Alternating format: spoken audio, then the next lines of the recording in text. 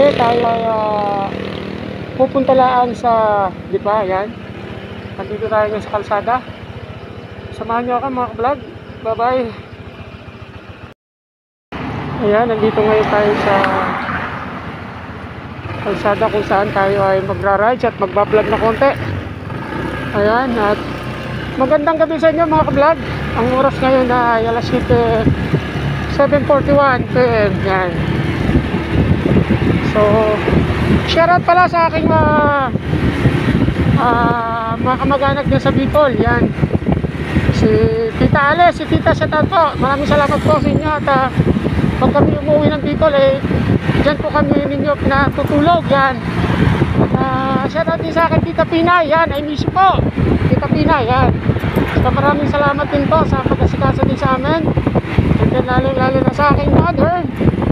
Yan, maraming salamat po. Namimiss ko na po kayo. At sa aking mga kapatid yan. Yan, shoutout kina Linde. Yan, sulitin nyo na ang bakasyon nyo. Kasi napakalayo niyan. At minsan lang ang bakasyon. Kaya sulitin nyo na. Ingat din kayo sa bakasyon nyo dyan.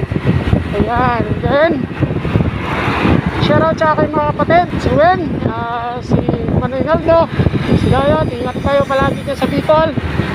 At shoutout sa aking kapatid na nasa Mayata, si Dode, si Doc. Yan, shoutout sa'yo. Ingat ka palagi.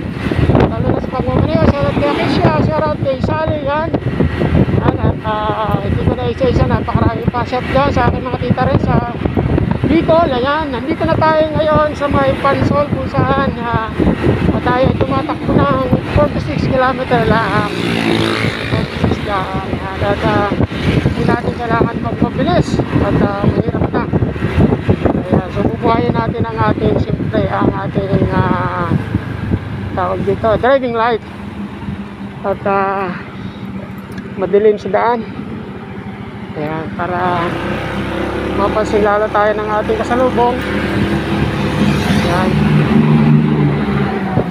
Yan mga ka-vlog, nung kami bumiyahe ni Mrs. sa galing Bicol, talaga namang napakaswerte pa. Kasi napakalaking bato ang aming nadaanan.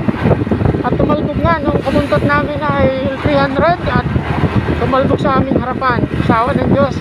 At hindi naman kami bumaliktad, hindi, nabingko ang aming mags. Kaya maraming salamat kay God at hindi kami niya pinabayaan sa daan. Maraming salamat po. At kalaki ng sasakyan dito sa malaking truck. Ayan. Kaya ingat-ingat po tayo mga ka-vlogs. Na kalsada, doble ingat po tayo dahil buhay-buhay isa lang. Hindi lang masasabi. Napakahirap po. Bago po malis ang bahay, huwag kalilimutan mag-pray kay God. Yan po importante. Yan ang mahalaga. Ayan, ito nga dito na.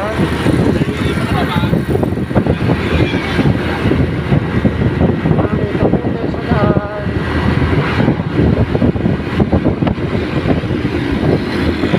Ito tayo, nakpugi lang at tayo hindi naman nagmamadali. Yun pala, kwento ko nung ako umuwi ng Bicol. Talaga masasabi ko kay EDB 100% okay na okay sa Lubak. Lalo na dito sa may Quezon Province. Naku po, ang Lubak niya talagang matindi. Buti na lang at siklik ang aking gamit. Si EDB, sorry. Si EDB ang aking gamit. Kaya talagang napakalupit talaga nito sa Lubak. Hindi ka masyado pababayaan sa dapat pagdating sa Lubak. Basta si EDB 160 ang yung gagamitin. Ayan.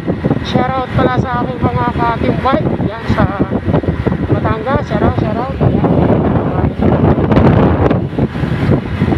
Nandito na tayo sa may Padre Garcia. Ayan.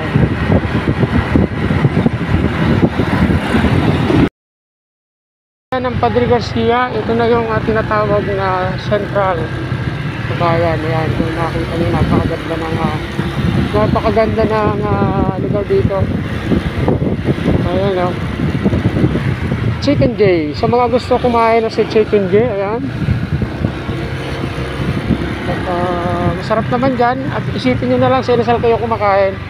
Kasi yun ang kanilang parang manginasal. Ginaya lang nila yung manginasal. Pero hindi naman nila 100% siyempre magagaya. Ito yung bayan ng Padre Garcia.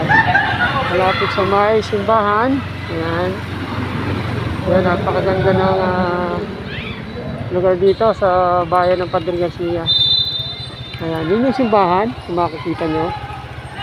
Okay, tapos ito naman yung bago nilang itinayo na parang park para sa mga bata. Ayan. So, Happy Independence Day. Yan.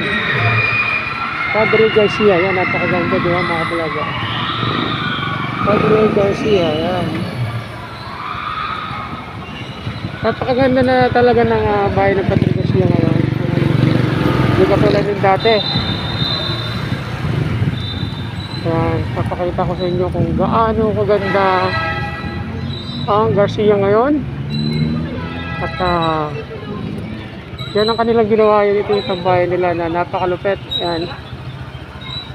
Municipality of Padre Garcia. And then ipapakita ko rin sa inyo.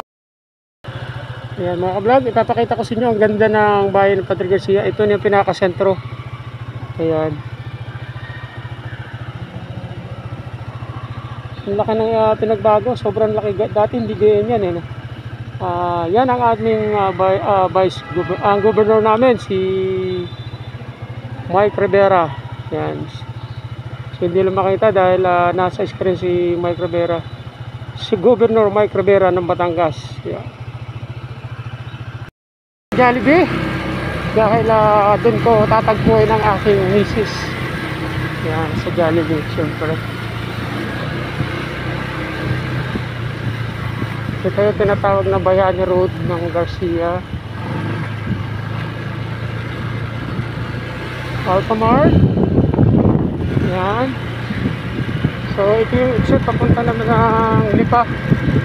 Pagka matraffic sa bayan ng Padre Garcia, dito na kayo dadaan dahil nga hindi matraffic. Pero sa bayan napaka-traffic eh. Yan.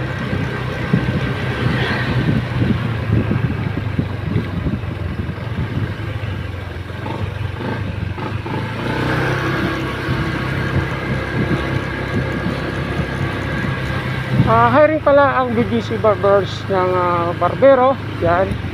Sa mga interesado, pumunta lang sa aking barbershop at tayo'y magpupulong. Yan. Para kung mag-Friday, start agad. Ayan ang exit papuntang Lipa. Yan. Papuntang Lipa, Padre Garcia. Sa kanan yan, may tagusan papuntang Santo Tomas. Yan. Sa kaliwa naman ay papuntang Rosario. Yan. Kung makikita nyo, ito yung papuntang San Juan, Rosario. Ito naman yung papuntang Lipa. Ayan. Tagusan siya pa Maynila. May tagusan din dito pa Maynila. So ikot, San Juan. Ayan. Puro tagusan dito mga ka-vlog dyan. Atin lang chichimpuan na walang sasakyan at napakahirap eh at maraming sasakyan. Siyempre titingin tayo sa left, titingin tayo sa right. Dahil ang mga sasakyan dito napakakatulin. Alam mo hindi makakarating sa paruroonan eh. Kagaya pa sa akin. So dito ko ngayon tayo kasi si Jollibee. Yan. Ayan nyo, ito yung kung gaano nakaganda rito sa may sambat oh. Ayan, Muma, yan. So meron dito bulaluhan, nandiyan sa loob. Ayan kung makikita nyo. Yan ay bulaluhan. Ito naman yung Muma.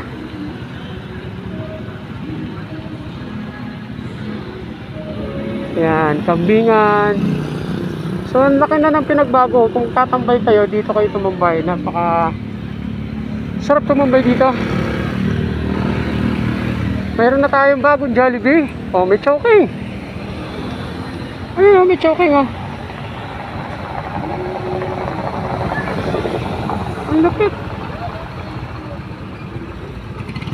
Okay, may Jollibee. Mayroong 7-Eleven. At may Jollibee syempre. Dito kami ni Mrs. pupunta sa Jollibee at meron nga kami bibilhin. Ayan. So dito hihinto yung bus. Magano kami drive thru pero naghihintay pa nga ako at hinihintay ko si Mrs. nasa lipa pa kasi. So yan. Cut muna tayo, hanggang dito muna ang aking vlog at tatagpuin lang ako. So yan. Meron tayo dito McDonald's ayun sa kabila.